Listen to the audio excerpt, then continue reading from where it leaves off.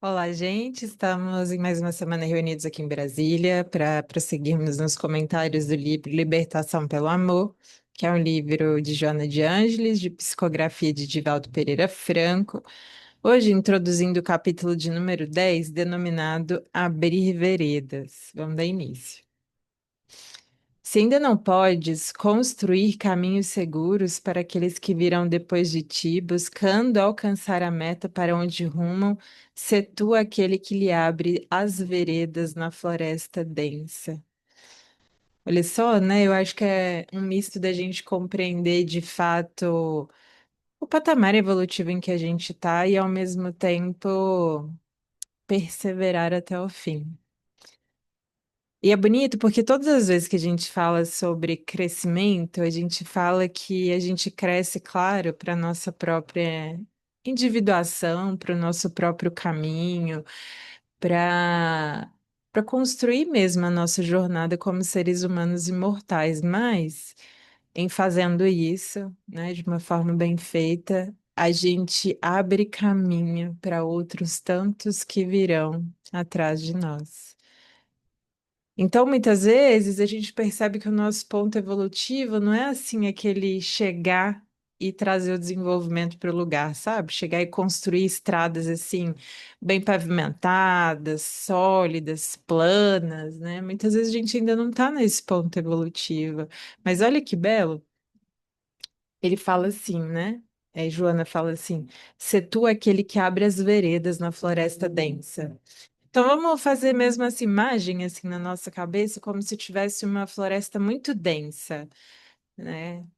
Completamente assim tomada pela natureza num sentido mais instintivo mesmo, como se não tivesse ainda brechas, como se ninguém ainda tivesse adentrado. A gente pode ver isso com os nossos defeitos, né? Com com a lapidação dos nossos pensamentos, com a construção de um novo destino, às vezes a gente chega, né, a floresta está completamente densa, ou seja, intocada, que ainda não foi realmente explorada, né? E que a gente tenha essa coragem. Eu acho que essa mensagem fala muito sobre isso, dessa coragem de adentrar caminhos que ainda não foram percorridos por nós, pela nossa própria jornada evolutiva, mas por quem segue atrás de nós. Porque, claro, né, a gente fala muito dessa corrente da vida que é como se fosse uma pérola, cada uma pérolazinha. A gente vai ver que há pessoas que estão muito na nossa frente e há pessoas que estão um pouquinho ali atrás. E quem está ali na nossa frente consegue nos ajudar, né, com muito proveito, quase que fala, vem que dá, né? E a gente que está um pouquinho atrás fala para o de trás, né? Olha, vem que dá. E eu acho que esse convite à evolução é isso, é a gente olhar para a nossa própria alma e falar, vamos desbravar isso aqui. Vamos mudar a nossa vida, vamos mudar os nossos pensamentos, vamos mudar os nossos caminhos, vamos lutar contra essas nossas imperfeições. E em fazendo isso, né, em abrindo um pouquinho essas veredas, esses caminhos, a gente pode perceber que a gente muda de algum modo o nosso mundo, e aí, quem sabe, o mundo de mais alguém, né, de mais algumas pessoas. E é bonito pensar que a gente faz isso por nós, mas faz pelo mundo também, sabe? E olhar a história dos nossos próprios antepassados para que não fique, às vezes, algo assim muito fora da nossa realidade, né? Uma avó nossa, uma mãe nossa, olhar a história de vida, né? Olhar os sofrimentos pelos quais passou para que a gente pudesse estar aqui hoje, com a estrada um pouco mais pavimentada, sabe? E é pensar assim, agora é comigo. Agora, para as pessoas que virão depois de mim, eu tenho que abrir veredas, né? Eu tenho que. eh, Desbravar mesmo esse meu território interior, mas também, de algum modo, desbravando esse meu território interior, desbravar o mundo e falar com elas, é possível também, vamos caminhar mais adiante. Então, pensar um pouco mais, e claro, depois abranger isso para toda a humanidade, não só para a nossa família, para o nosso círculo mais estreito de pessoas e de convivência, e depois para o mundo inteiro, né? Mas a gente começa no pequeno mesmo. Então, é pensar assim, que hoje a gente lute contra os nossos pensamentos impuros, contra as nossas imperfeições, contra aquilo que a gente já viu, né? Que a gente precisa melhorar, que a gente precisa da nossa batalha e que a gente faça essa batalha por nós e pelo mundo, e por quem virá depois de nós, e por quem de algum modo é, possa sofrer a nossa influência, né? A senda humilde que amanhã irá facultar a conquista de espaços que se encontram ocultos, um dia será transformada em estrada confortável que favorecerá o acesso rápido aos lugares hoje inacessíveis. Eu sou do Acre e nasci lá. E a família materna da minha mãe, a família da minha mãe, né? Minha família materna é de lá. E meu avô tinha um seringal. E para chegar nesse seringal, quando eu era pequena, eu saí de lá muito pequena, quando a gente voltava lá e ia visitá-lo, a gente demorava às vezes mais de um dia para chegar nesse seringal por conta das voltas do rio, porque não tinha uma estrada pavimentada, a gente ia pelo rio. E como o rio segue o seu curso, cheio de curvas, e não vai muito em linha reta, demorava muito e muito tempo. Depois eu fiquei sabendo que eram pouquíssimas horas, depois da estrada já aberta, já pavimentada, né? Depois eu descobri quanto em pouco tempo se chegava lá pela estrada normal. É um pouco sobre isso, sabe? Tem quem foi lá, abriu essa vereda, essa nova estrada, depois tem quem foi lá e já aberta essa nova estrada, deu uma pavimentada, melhorou ainda mais. Então é pensar assim, a vida é evolução no mundo material, mas também no mundo do espírito, sabe? É pensar quando a gente se melhora, quando a gente trava as nossas batalhas, quando a gente se transforma em um ser humano melhor, a gente mostra para as pessoas que tem como, e que é bom, e que pode, e que dá certo, sabe? Então, que a gente tem essa ânsia também de nos construir, não só por nós, pela nossa própria felicidade, mas para todos os outros que virão depois de nós. E eu fico pensando que é isso, né? Hoje a nossa vida, seja, né, como nessa hipótese da estrada, mais material, né, seja com os inventores que inventaram tantas coisas que hoje tornam a nossa vida tão mais fácil, tão mais confortável, as coisas tão mais imediatas. Mas a todos os grandes pensadores e principalmente a todos os grandes seres que vieram aqui e exemplificaram essa mensagem. E que hoje, né, mesmo, por exemplo, no Espiritismo, quanto que ele no início do Espiritismo já não houve tanta perseguição? Tudo bem que hoje ainda não é uma coisa completamente assim, sem conflitos, mas é infinitamente melhor do que já foi, né? Seja essa aceitação, né, dessa religião, seja o modo como hoje se vê, que já é um pouco melhor do que antes se via, cheio de véus e preconceitos, enfim. A gente vai vendo que tudo é evolução, sabe? E contribuir com isso é belo demais, sabe? Que a gente possa contribuir com isso dando o nosso exemplo, né? Não te importes com as dificuldades que estão à frente, nem temos obstáculos que tenha a superar. Então, imagina todas essas pessoas, né, que trouxeram esse avanço para o mundo, seja no âmbito da matéria, seja uma luz elétrica, depois uma internet, as estradas mesmo, né? Os meios de transporte, um carro, um trem. Imagina a quantidade de obstáculos que não tiveram à frente, né? E quando a gente vive por um ideal, quando a gente vive por um sentido de vida claro, as coisas se tornam mais fáceis, porque a gente sabe o porquê faz. Então, essa constância, essa perseverança, elas ficam um pouco assim mais fluidas. A gente vai realmente entrando no fluxo da vida e que a gente possa fazer com absolutamente tudo, né? Porque muitas vezes a gente já é disciplinado para as questões de estudo da matéria, para o nosso trabalho, para tantas outras coisas mais cotidianas. Mas para se olhar, mas para se transformar, mas para se comprometer em mudar os nossos hábitos, as nossas condutas, aquilo que está tão arraigado dentro de nós, às vezes é tão mais difícil, né? Não deveria, deveria ser a mesma batalha, a mesma ânsia de eu quero, né? Eu quero crescer, eu quero evoluir, eu quero me transformar em alguém melhor, eu quero sair dessa vida sabendo que eh, sair um pouco mais pura, mais purificada, né, com sentimentos nobres melhores, né, com algumas imperfeições corrigidas. Então, que essa seja a nossa ânsia mesmo. Quem se detém a considerar desafios sem a realização do trabalho não consegue sair das conjecturas para a ação libertadora. É verdade. Sabe, se a gente se propõe a abrir um novo caminho, uma nova estrada, se a gente se propõe a um novo comportamento, a um novo hábito, às vezes aquilo está tão arraigado dentro de nós que se realmente a gente se fixa muito, nesses percalços iniciais, nesses obstáculos que a gente vai ter, a gente muitas vezes sequer avança, né? Então, que a gente não se fixe nisso, comece, né? Aquela coisa, começa pequeno, depois vai permanecendo ali, que o caminho vai se abrindo. Então, é claro, o mal ainda existe, os obstáculos ainda vão existir, mas que a gente não se fixe neles, que a gente não os supervalorize. Joana fala muito sobre isso, da gente não ser ingênuo no sentido de não ser capaz de ver que essas coisas existem, mas ao mesmo tempo da gente ter esperança e, sobretudo, de dar essa batalha de não valorizar o mal mais do que o tamanho que ele tem. Porque um dia, e a evolução está aí, a roda da vida está aí, tudo vai mudar para melhor. Pode ser que demore um dia, 10 dias, um ano, 10 anos, tudo vai evoluir e vai se transformar em algo melhor. Porque o bem tem essa força de mesmo às vezes ausente ou muito pequeno, né? Muito diminuto ainda. Um dia, se aquilo for acalentado, alimentado, aquilo vai gerar frutos, né?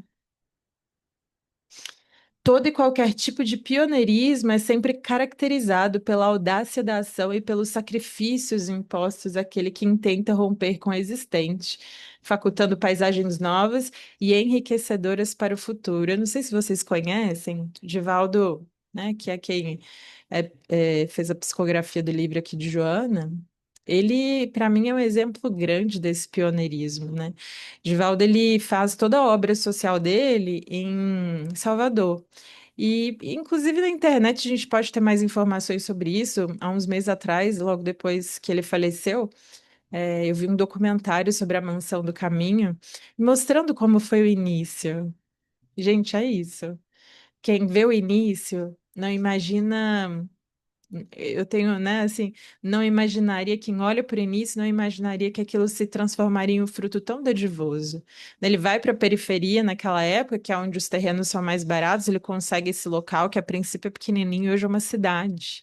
E hoje é um local imenso, maravilhoso, cheio de atividades, atendendo milhares e milhares de pessoas. Então, é isso, sabe? Que essas nossas sementes genuínas de bem, de querer começar coisas boas, que isso não só se inicie dentro de nós, mas que a gente acalente aquilo, porque a gente nunca vai saber que aquela sementinha, muitas vezes insignificante, né?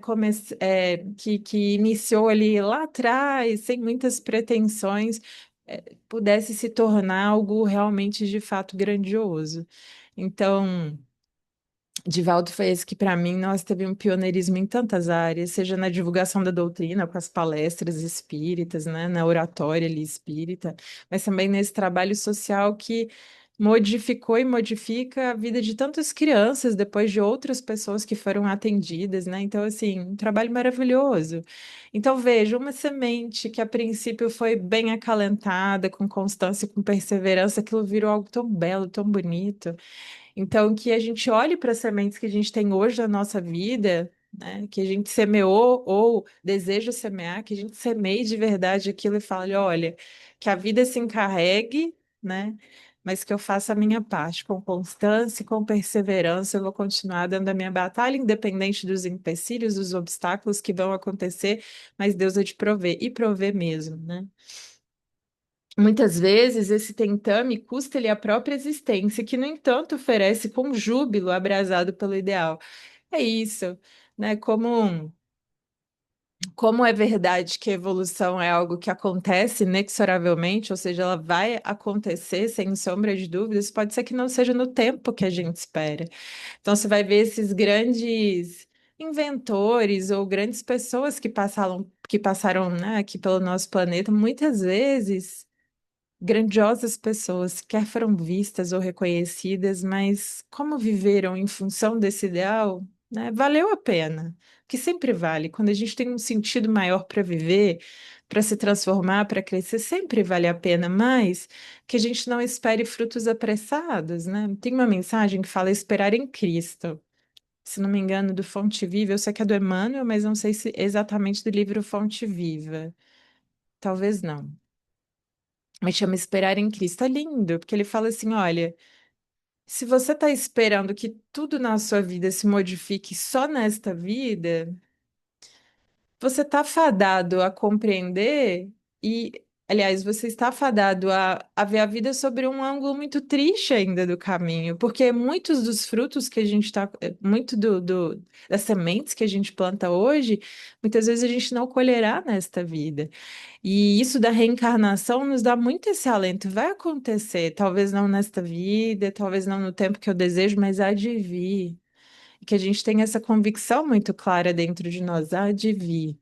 A vida há de nos encontrar, os frutos hão de nos encontrar, que a gente não espere por eles, que a gente continue, né, todos os dias ali semeando na nossa plantaçãozinha, né, e fazendo aquilo crescer e prosperar.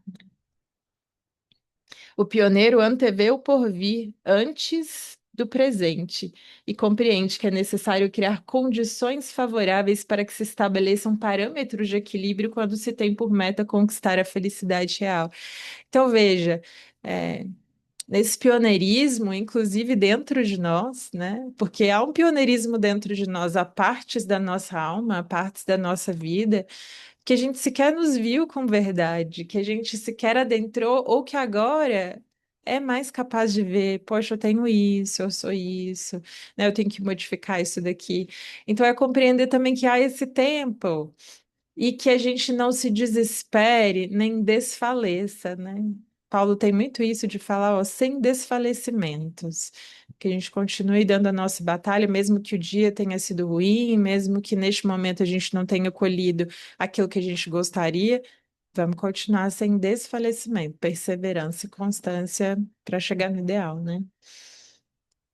No que diz respeito à fé religiosa proporcionada pelo Espiritismo, torna-se urgente ampliar-lhe o campo de realizações, tendo em vista os desafios morais e as dificuldades espirituais vividos pelo ser humano nos dias modernos. Enquanto proliferam os convites à sensualidade, a indiferença pelos valores do espírito imortal parecem diminuir o ardor e o entusiasmo daqueles que se afeiçoam ao bem e à verdade, talvez desmotivados pelos resultados pífios dos seus esforços, apesar de respeitáveis. Então é isso, né? A gente.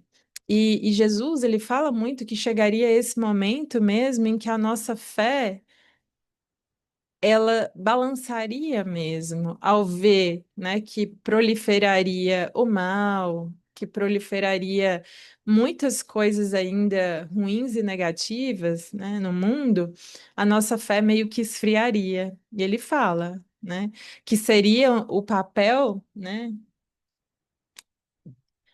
de permanecer firme.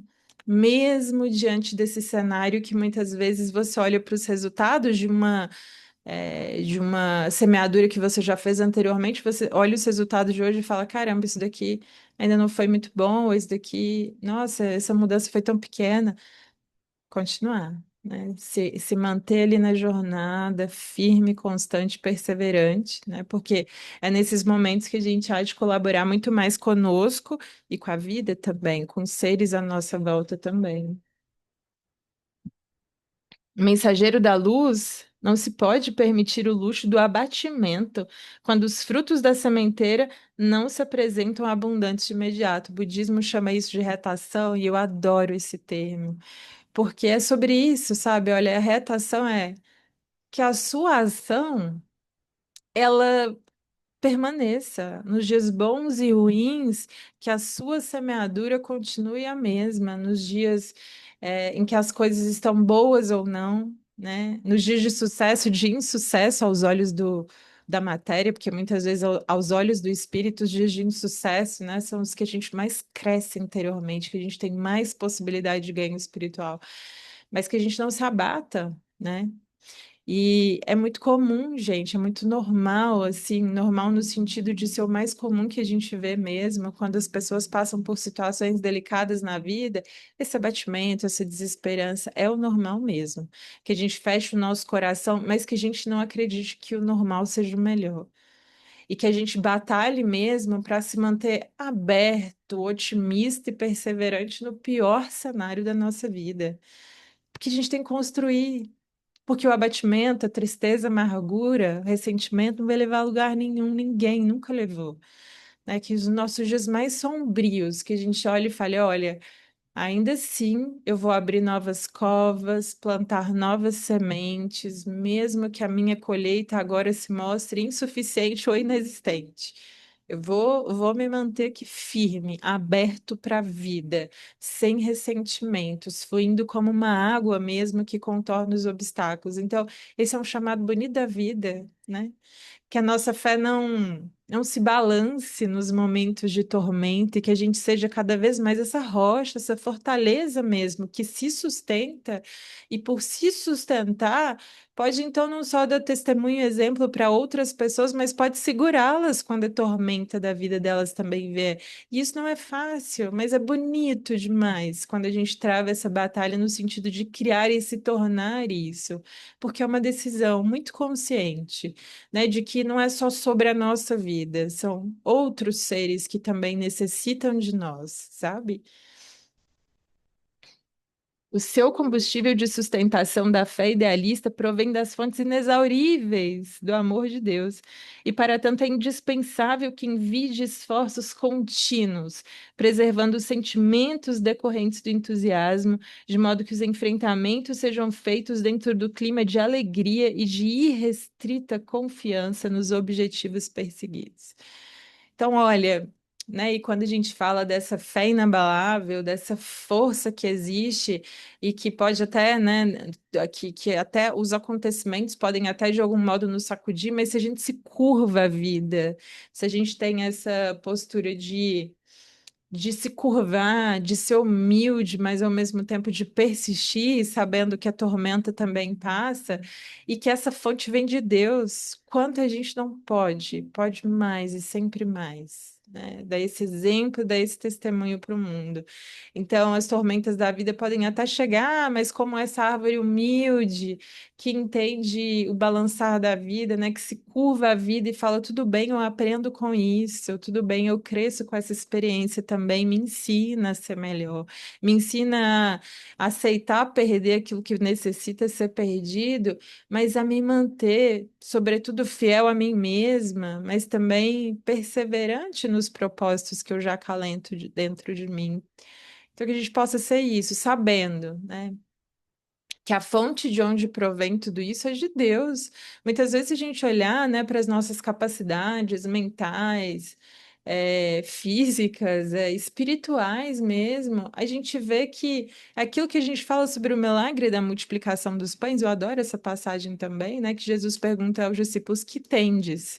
E naquele momento, quando ele faz a multiplicação dos pães, tem apenas 7 pãezinhos, e aí a multidão inteira consegue se alimentar a partir daqueles 7 pãezinhos, mas algo veio de nós, entende? A gente deu os 7 pãezinhos para que então essa multiplicação acontecesse. Aqui é isso também. Se eu dou um pouquinho de boa vontade, se eu dou um pouquinho de humildade, se eu dou um pouquinho, né, das minhas melhores virtudes e falo, Deus, completa a obra. Me ajuda a multiplicar isso daqui, porque eu sozinha não consigo. Que belo é isso, porque existe essa multiplicação mesmo, sabe? Então, que a gente não perca a esperança, mesmo nos dias mais desoladores, multiplique isso daqui que ainda dentro de mim é tão pequeno, né? A mudança de padrões no organismo social é sempre uma tarefa hercúlea, que se prolonga por tempo indeterminado. Quando diz respeito à decadência dos valores éticos, isso ocorre com facilidade em decorrência dos atavismos que remanescem na natureza humana, precedentes das faixas primárias por onde o espírito transitou e cujos efeitos danosos ainda não se libertou totalmente. Então, é pensar assim, olha. Isso que a gente está tratando agora, isso que para a gente muitas vezes nessa vida ainda é uma ferida exposta, imagina como não era em outras vidas. Partindo do pressuposto dessa reencarnação, da existência dessas outras vidas, é olhar para nós e saber assim: olha, é um trabalho difícil porque isso daqui não diz respeito só a essa vida. Todos esses meus atavismos, todos esses defeitos, essas imperfeições que eu ainda vejo em mim, essas feridas, né? Emocionais que eu trago, mentais, né? Esse pensamento maculado, vem de vidas e vidas, essas fixações, né? Seja de comportamento, seja de mente, vem de vidas e vidas. Então, é um trabalho que vai exigir de mim essa constância, essa perseverança, esse movimento contínuo mesmo, né? Porque são coisas profundas. Mas que bela entender que chegou a hora de travar essa batalha, porque é isso, né? A gente vê que a gente renova as nossas forças e que a gente ganha sempre um pouquinho mais de energia para continuar trabalhando, olhando para isso, curando isso aos poucos, porque nada vem em saltos, né? Se às vezes a gente olha para a nossa vida, ainda vê muitos comportamentos que, por exemplo, a gente não gosta, né? Que já gostaria de ter superado, é olhar conosco com essa autocompaixão de pensar assim. Há um tempo, inclusive relativamente recente, era muito pior. Então, se eu estou dando a minha batalha, se eu estou me mantendo, se eu estou persistindo, que bom é, porque daqui a pouco esses resultados vão ser às vezes mais visíveis, mais palpáveis, né? Mas que a gente se mantenha no caminho e saiba ter esse olhar não só realista sobre nós, mas compreendendo que a gente também está dando uma batalha bonita pra caramba, no sentido de vamos consertar tudo isso, chegou a hora, né? Chegou a hora de olhar e de ver tudo isso. Todavia, quando se trata de contribuições dignificadoras, as que promovem o ser e a humanidade, gerando novos hábitos, morigerados e saudáveis, a sua implantação torna-se muito mais difícil, exigindo desprendimento e abnegação de todo o jaez, que somente o amor ao idealismo da verdade e do progresso consegue fortalecer para conseguir. Então, esse amor é a chave. Esse amar a jornada, esse amar a nós mesmos, amar a vida, amar os outros seres é o que realmente nos mantém no caminho. Porque, como ela falou, as conquistas morais e a superação de todas essas dificuldades mesmo morais que ainda existem dentro de nós, elas vão exigir mesmo sacrifícios. Uma abnegação, que é eu negar esse eu, né? Negar essa minha personalidade para que a minha alma possa crescer, possa galgar outros patamares, subir novos degraus, né?